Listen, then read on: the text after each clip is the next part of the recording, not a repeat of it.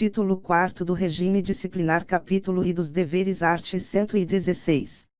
São deveres do servidor, e, exercer com zelo e dedicação as atribuições do cargo. Segunda, ser leal às instituições a que servir. Terceira, observar as normas legais e regulamentares. Quarta, cumprir as ordens superiores, exceto quando manifestamente ilegais. V, atender com presteza, ao público em geral, prestando as informações requeridas, ressalvadas as protegidas por sigilo. B, a expedição de certidões requeridas para defesa de direito ou esclarecimento de situações de interesse pessoal. C, as requisições para a defesa da fazenda pública. Sexta, levar as irregularidades de que tiver ciência em razão do cargo ao conhecimento da autoridade superior ou, quando houver suspeita de envolvimento desta, ao conhecimento de outra autoridade competente para a apuração. Sétima, zelar pela economia do material e a conservação do patrimônio público. Oitava, guardar sigilo sobre assunto da repartição. Nona, manter conduta compatível com a moralidade administrativa. X, ser assíduo e pontual ao serviço. 11. Tratar com urbanidade as pessoas. 12. Representar contra a ilegalidade, omissão ou abuso de poder. Parágrafo único. A representação de que trata o inciso 12 será encaminhada pela via hierárquica e apreciada pela autoridade superior àquela contra a qual é formulada, assegurando-se ao representando ampla defesa. Capítulo 2 das Proibições Art. 117. Ao servidor é proibido, e, ausentar-se do serviço durante o expediente, sem prévia autorização do chefe imediato. Segunda, retirar, sem prévia anuência da autoridade competente, qualquer documento ou objeto da repartição. Terceira, recusar fé a documentos públicos. Quarta, opor resistência injustificada ao andamento de documento e processo ou execução de serviço. V, promover manifestação de apreço ou desapreço no recinto da repartição. Sexta, cometer a pessoa estranha à repartição, fora dos casos previstos em lei, o desempenho de atribuição que seja de sua responsabilidade ou de seu subordinado. Sétima, coagir ou aliciar subordinados no sentido de filiarem-se à associação profissional ou sindical, ou a partido político. Oitava, manter sob sua chefia imediata, encargo ou função de confiança, cônjuge, companheiro ou parente até o 2º grau civil. Nona, valer-se do cargo para lograr proveito pessoal ou de outrem, em detrimento da dignidade da função pública. X, participar de gerência ou administração de sociedade privada, personificada ou não personificada, exercer o comércio, exceto na qualidade de acionista, cotista ou comanditário. 11, atuar, como procurador ou intermediário, junto a repartições públicas, salvo quando se tratar de benefícios previdenciários ou assistenciais de parentes até o 2º grau, e de cônjuge ou companheiro. 12, receber propina, comissão, presente ou vantagem de qualquer espécie, em razão de suas atribuições. 13, aceitar comissão, emprego ou pensão de Estado estrangeiro. 14, praticar usura sob qualquer de suas formas. 15, proceder de forma desidiosa. 16. Utilizar pessoal ou recursos materiais da repartição em serviços ou atividades particulares. 17. Cometer a outro servidor atribuições estranhas ao cargo que ocupa, exceto em situações de emergência e transitórias. 18. Exercer quaisquer atividades que sejam incompatíveis com o exercício do cargo ou função e com o horário de trabalho. 19. Recusar-se a atualizar seus dados cadastrais quando solicitado. Parágrafo único. A vedação de que trata o inciso X do caput deste artigo não se aplica nos seguintes casos: i. Participação nos conselhos de administração e fiscal de empresas ou entidades em que a União detenha, direta ou indiretamente, participação no capital social ou em sociedade cooperativa constituída para prestar serviços a seus membros, e segunda, gozo de licença para o trato de interesses particulares, na forma do art. 91 desta lei, observada a legislação sobre conflito de interesses.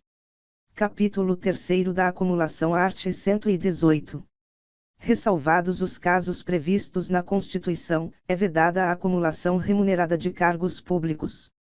Primeiro, a proibição de acumular estende-se a cargos, empregos e funções em autarquias, fundações públicas, empresas públicas, sociedades de economia mista da União, do Distrito Federal, dos estados, dos territórios e dos municípios. Segundo, a acumulação de cargos, ainda que lícita, fica condicionada à comprovação da compatibilidade de horários. Terceiro, considera-se acumulação proibida a percepção de vencimento de cargo ou emprego público efetivo com proventos da inatividade, salvo quando os cargos de que decorram essas remunerações forem acumuláveis na atividade. Art. 119. O servidor não poderá exercer mais de um cargo em comissão, exceto no caso previsto no parágrafo único do art. 9, nem ser remunerado pela participação em órgão de deliberação coletiva. Parágrafo único. O disposto neste artigo não se aplica à remuneração devida pela participação em conselhos de administração e fiscal das empresas públicas e sociedades de economia mista, suas subsidiárias e controladas, bem como quaisquer empresas ou entidades em que a União, direta ou indiretamente, detenha participação no capital social, observado o que, a respeito, dispuser legislação específica. Art. 120.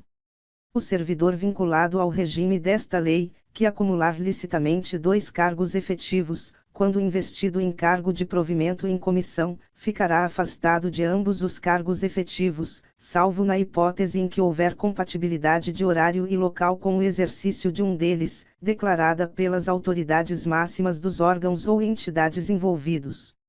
Capítulo 4 das responsabilidades. Art. 121. O servidor responde civil, penal e administrativamente pelo exercício irregular de suas atribuições. Art. 122. A responsabilidade civil decorre de ato omissivo ou comissivo, doloso ou culposo, que resulte em prejuízo ao erário ou a terceiros. Primeiro, a indenização de prejuízo dolosamente causado ao erário somente será liquidada na forma prevista no art. 46, na falta de outros bens que assegurem a execução do débito pela via judicial. Segundo, tratando-se de dano causado a terceiros, responderá o servidor perante a Fazenda Pública, em ação regressiva. Terceiro, a obrigação de reparar o dano estende-se aos sucessores e contra eles será executada, até o limite do valor da herança recebida. Art. 123. A responsabilidade penal abrange os crimes e contravenções imputadas ao servidor, nessa qualidade. Art. 124. A responsabilidade civil administrativa resulta de ato omissivo ou comissivo praticado no desempenho do cargo ou função. Art. 125. As sanções civis, penais e administrativas poderão cumular-se, sendo independentes entre si. Art. 126. A responsabilidade administrativa do servidor será afastada no caso de absolvição criminal que negue a existência do fato ou sua autoria. Art. 126-A.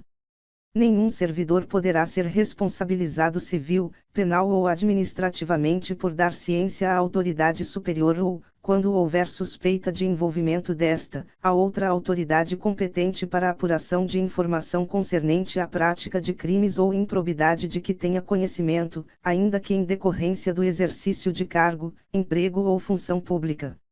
Capítulo V das penalidades. Art. 127. São penalidades disciplinares, e, advertência, segunda, suspensão, terceira, demissão, quarta, cassação de aposentadoria ou disponibilidade, v. destituição de cargo em comissão, sexta, destituição de função comissionada. Art. 128. Na aplicação das penalidades serão consideradas a natureza e a gravidade da infração cometida, os danos que dela provierem para o serviço público, as circunstâncias agravantes ou atenuantes e os antecedentes funcionais. Parágrafo único. O ato de imposição da penalidade mencionará sempre o fundamento legal e a causa da sanção disciplinar. Art. 129. A advertência será aplicada por escrito, nos casos de violação de proibição constante do art. 117, incisos I a 8ª e 19, e de inobservância de dever funcional previsto em lei, regulamentação ou norma interna, que não justifique imposição de penalidade mais grave. Art. 130. A suspensão será aplicada em caso de reincidência das faltas punidas com advertência e de violação das demais proibições que não tipifiquem infração sujeita à penalidade de demissão, não podendo exceder de 90 dias.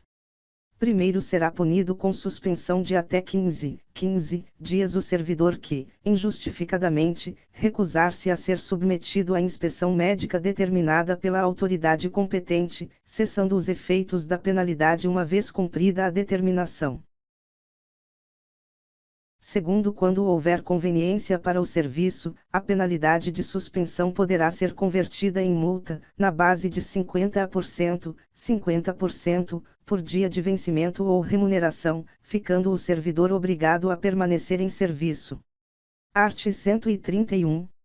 As penalidades de advertência e de suspensão terão seus registros cancelados, após o decurso de 3 e 5 anos de efetivo exercício, respectivamente, se o servidor não houver, nesse período, praticado nova infração disciplinar. Parágrafo único. O cancelamento da penalidade não surtirá efeitos retroativos. Art. 132. A demissão será aplicada nos seguintes casos: crime contra a administração pública; segunda, abandono de cargo; terceira, inassiduidade habitual; quarta, improbidade administrativa; incontinência pública e conduta escandalosa, na repartição; sexta, insubordinação grave em serviço; sétima, ofensa física, em serviço, a servidor ou a particular, salvo em legítima defesa própria ou de outrem; oitava, aplicação irregular de dinheiros públicos. Nona, revelação de segredo do qual se apropriou em razão do cargo; lesão aos cofres públicos e dilapidação do patrimônio nacional; 11, corrupção; 12, acumulação ilegal de cargos, empregos ou funções públicas; 13, transgressão dos incisos 9 a 16 do art. 117. Art. 133. Detectada a qualquer tempo a acumulação ilegal de cargos, empregos ou funções públicas, a autoridade a que se refere o art. 143 notificará ao servidor, por intermédio de sua chefia imediata, para apresentar opção no prazo improrrogável de 10 dias, contados da data da ciência e, na hipótese de omissão, adotará procedimento sumário para a sua apuração e regularização imediata, cujo processo administrativo disciplinar se desenvolverá nas seguintes fases. Instauração, com a publicação do ato que constituir a comissão, a ser composta por 2 servidores estáveis, e simultaneamente indicar a autoria e a materialidade da transgressão objeto da apuração. Segunda, instrução sumária, que compreende indiciação, defesa e relatório. Terceira, julgamento. Primeiro, a indicação da autoria de que trata o inciso e dar-se-á pelo nome e matrícula do servidor, e a materialidade pela descrição dos cargos, empregos ou funções públicas em situação de acumulação ilegal, dos órgãos ou entidades de vinculação, das datas de ingresso, do horário de trabalho e do correspondente regime jurídico. Segundo, a comissão lavrará, até 3 dias após a publicação do ato que a constituiu, termo de indiciação em que serão transcritas as informações de que trata o parágrafo anterior, bem como promoverá a citação pessoal do servidor indiciado, ou por intermédio de sua chefia imediata, para, no prazo de 5 dias, apresentar defesa escrita, assegurando-se-lhe vista do processo na repartição, observado o disposto nos arts. 163 e 164. Terceiro, apresentada a defesa, a comissão elaborará relatório conclusivo quanto à inocência ou à responsabilidade do servidor, em que resumirá as peças principais dos autos, opinará sobre a licitude da acumulação em exame, indicará o respectivo dispositivo legal e remeterá o processo à autoridade instauradora, para julgamento. Quarto, no prazo de 5 dias, contados do recebimento do processo, a autoridade julgadora proferirá sua decisão, aplicando-se, quando for o caso, o disposto no terceiro do art. 167. Quinto, a opção pelo servidor até o último dia de prazo para a defesa configurará sua boa-fé, hipótese em que se converterá automaticamente em pedido de exoneração do outro cargo. Sexto, caracterizada a acumulação ilegal e provada a má-fé, aplicar-se-á a pena de demissão, destituição ou cassação de aposentadoria ou disponibilidade em relação aos cargos, empregos ou funções públicas em regime de acumulação ilegal, hipótese em que os órgãos ou entidades de vinculação serão comunicados. Sétimo, o prazo para a conclusão do processo administrativo disciplinar submetido ao rito sumário não excederá 30 dias, contados da data de publicação do ato que constituir a comissão, admitida a sua prorrogação por até 15 dias, quando as circunstâncias o exigirem. Oitavo. O procedimento sumário rege-se pelas disposições deste artigo, observando-se, no que lhe for aplicável, subsidiariamente, as disposições dos títulos 4º e V desta lei. Art. 134. Será cassada a aposentadoria ou a disponibilidade do inativo que houver praticado, na atividade, falta punível com a demissão. Art. 135. A destituição de cargo em comissão exercido por não ocupante de cargo efetivo será aplicada nos casos de infração sujeita às penalidades de suspensão e de demissão. Parágrafo único. Constatada a hipótese de que trata este artigo, a exoneração efetuada nos termos do art. 35 será convertida em destituição de cargo em comissão. Art. 136. A demissão ou a destituição de cargo em comissão, nos casos dos incisos 4ª, 8ª, x e 11 do art. 132, implica a indisponibilidade dos bens e o ressarcimento ao erário, sem prejuízo da ação penal cabível. Art. 137.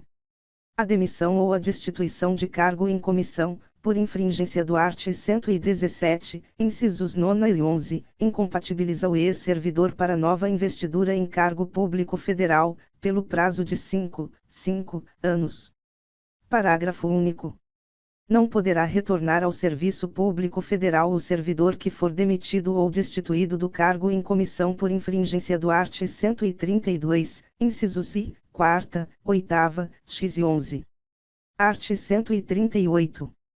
Configura abandono de cargo a ausência intencional do servidor ao serviço por mais de 30 dias consecutivos. Art. 139. Entende-se por inassiduidade habitual a falta ao serviço, sem causa justificada, por 60 dias, interpoladamente, durante o período de 12 meses. Art. 140. Na apuração de abandono de cargo ou inassiduidade habitual, também será adotado o procedimento sumário a que se refere o art. 133, observando-se especialmente que, a indicação da materialidade dar-se-á.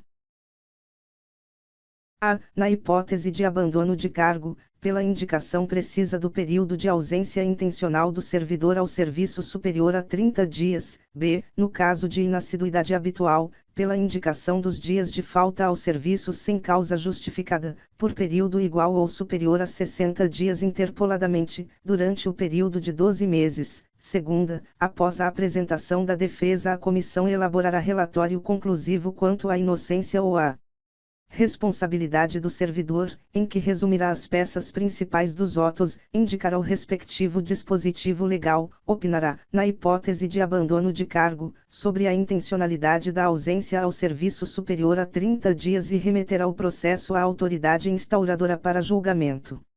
Art. 141. As penalidades disciplinares serão aplicadas, pelo Presidente da República, pelos presidentes das Casas do Poder Legislativo e dos Tribunais Federais e pelo Procurador-Geral da República, quando se tratar de demissão e cassação de aposentadoria ou disponibilidade de servidor vinculado ao respectivo poder, órgão, ou entidade. Segunda, pelas autoridades administrativas de hierarquia imediatamente inferior àquelas mencionadas no inciso anterior quando se tratar de suspensão superior a 30 dias. Terceira, pelo chefe da repartição e outras autoridades na forma dos respectivos regimentos ou regulamentos, nos casos de advertência ou de suspensão de até 30 dias. Quarta, pela autoridade que houver feito a nomeação, quando se tratar de destituição de cargo em comissão.